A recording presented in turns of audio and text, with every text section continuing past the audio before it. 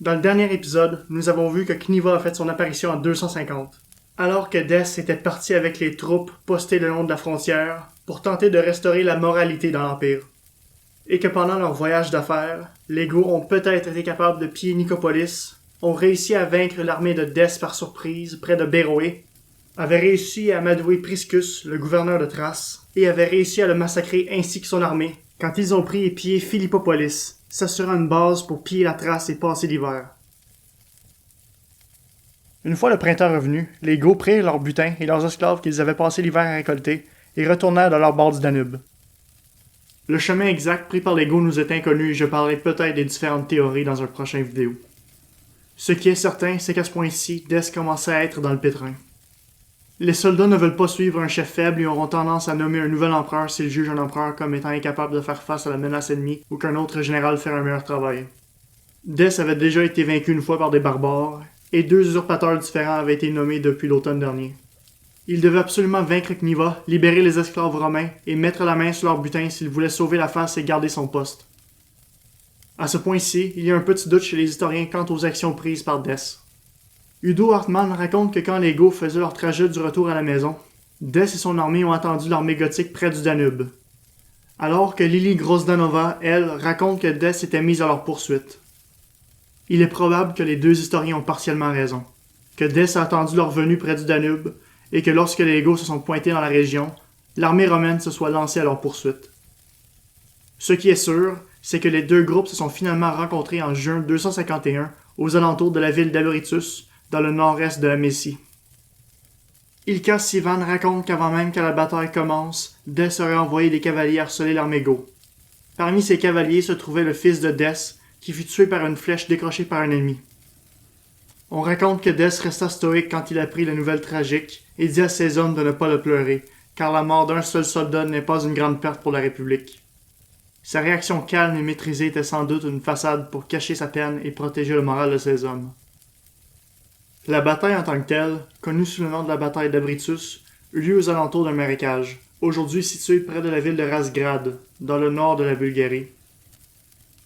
Zosime raconte que Kniva aurait séparé son armée en 3 groupes, et selon Sivan, le plan de Kniva était fort probablement le suivant. Kniva ordonna au premier groupe de se cacher dans les bois derrière le marécage, et les 2 autres groupes devaient successivement attaquer les forces de Death, puis se replier vers le marécage pour lui faire croire qu'il avait réussi à vaincre l'embuscade gothique. Death serait persuadé d'avoir vaincu les Goths, et serait donc incité à charger pour poursuivre et exterminer les survivants Goths, et c'est là qu'il tomberait dans la véritable embuscade.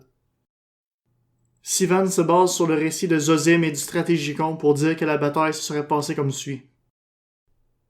La première division gothique, à la vue des Romains, se tenait devant les terres humides du marais, et elle attaqua l'armée romaine. Puis les Goths firent semblant de paniquer et fuyèrent vers les sentiers qui traversent le marais, instant les Romains à les suivre vers le marais. C'est à ce moment que le deuxième groupe, la fausse embuscade, apparut et attaqua les flancs de l'armée romaine. Ils firent semblant de perdre, de paniquer, et fuyèrent à leur tour. Puis le troisième groupe, l'appât derrière le marais, sort de sa cachette. En voyant la première embuscade gothique fuir devant son armée, Death pense qu'il a réussi à vaincre Kniva et décide de charger pour exterminer le reste de l'armée gothique. Plusieurs théories tentent d'expliquer ce qui se passait dans la tête de Death et pourquoi il a décidé de charger. Certains, comme Sivan, pensent que c'était par colère qu'il décida de charger et qu'il voulait venger son fils. Tandis que d'autres, comme Burley et Cohen, pensent qu'il a chargé pour émuler ses ancêtres légendaires et par dévotion aux dieux romains.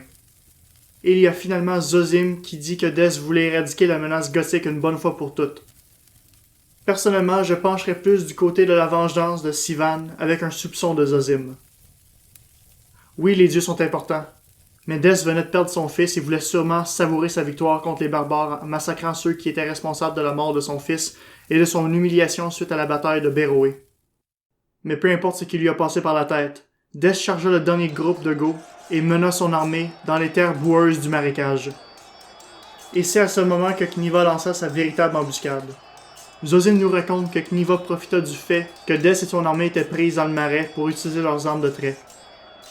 L'armée romaine était prise au piège sous une nuée de projectiles barbares, et Death lui-même fut touché et mourut en juin 251 à l'âge de 50 ans.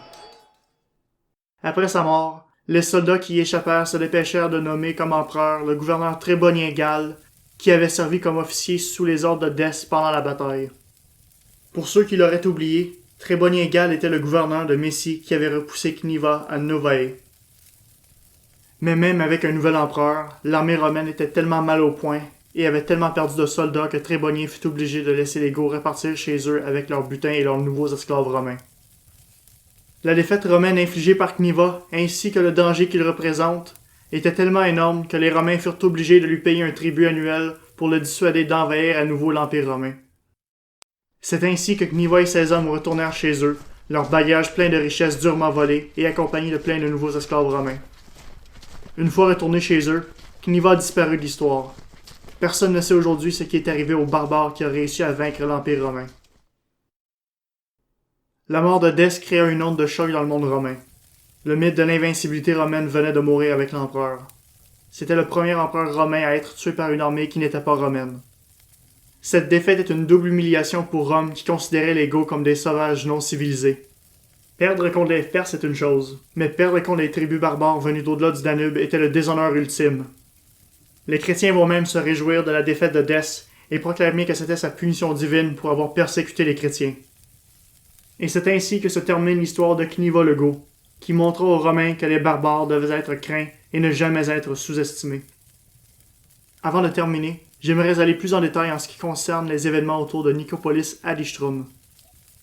J'ai exclu le débat sur la séquence des événements pour rendre le récit plus facile à suivre. Il semble y avoir une controverse à son sujet parmi les historiens modernes, mais puisque je ne suis pas un expert, je vous présenterai les récits contradictoires et vous pourrez décider par vous-même lesquels vous préférez. Vous vous souvenez quand j'ai dit dans le précédent vidéo que Cniva avait pillé Nicopolis ad Istrum, juste avant de traverser les montagnes d'Emos et de massacrer l'armée de Dès à Béroé? Ça, c'est la version défendue entre autres par Ilka Sivan et Udo Hartmann. Mais certains modernes, comme Varbin Varbanov et Lili Grozdanova, semblent douter de son authenticité. Varbanov, lui, raconte plutôt que Nicopolis ad Istrum n'a jamais été pillé. Varbanov raconte que Cniva et son armée ont assiégé Nicopolis ad Istrum, mais que Dès et son armée romaine réussirent à vaincre et chasser l'armée gothique. Et Grozdanova raconte aussi que Cniva a été vaincu à Nicopolis ad Istrum, mais puisque je ne parle pas le bulgare, je ne sais pas si elle croit que Cniva a réussi à piller ou non Nicopolis ad Istrum. Il y a même une troisième version, celle de Johann Mervinhossi qui raconte que Dès avait réussi à rattraper ou tendre un piège à Cniva avant qu'il n'atteigne Nicopolis ad Istrum. Je trouve cette version beaucoup moins crédible, pas parce que j'ai un problème avec Madame Hossi, simplement que les historiens que j'ai trouvés ne semblent pas croire à sa théorie qui date déjà de plus de 60 ans. Alors il est fort probable que des preuves ont depuis fait surface qui contredit la version de Madame Hossi.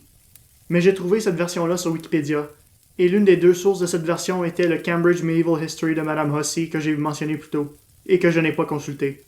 Alors, je ne sais pas si Madame Hossi a véritablement écrit ça. La deuxième source que j'ai trouvée sur Wikipédia était Jordanès, si je me souviens bien. Ça se peut que je me trompe, mais je me rappelle clairement avoir fouillé sur remacle.org pour voir si l'auteur avait vraiment écrit ça, et je n'ai trouvé aucun passage qui raconte que Dès a réussi à tendre un piège à Cniva. Alors faites attention si vous voulez utiliser la troisième version de l'histoire dans un travail académique ou quoi que ce soit. C'est ainsi que se termine l'histoire de Cniva, le barbare qui a mis l'Empire romain à genoux. J'espère que vous avez aimé la vidéo et la série. J'ai fait l'animation moi-même pour vous aider à suivre un petit peu. J'espère que vous l'avez trouvé utile. N'hésitez pas à écrire dans les commentaires ce que vous avez aimé ou un petit peu moins aimé. Laissez un like si la vidéo vous a plu. Et gênez-vous pas à vous inscrire si vous voulez en voir plus. Il y a toujours de la place près de mon feu.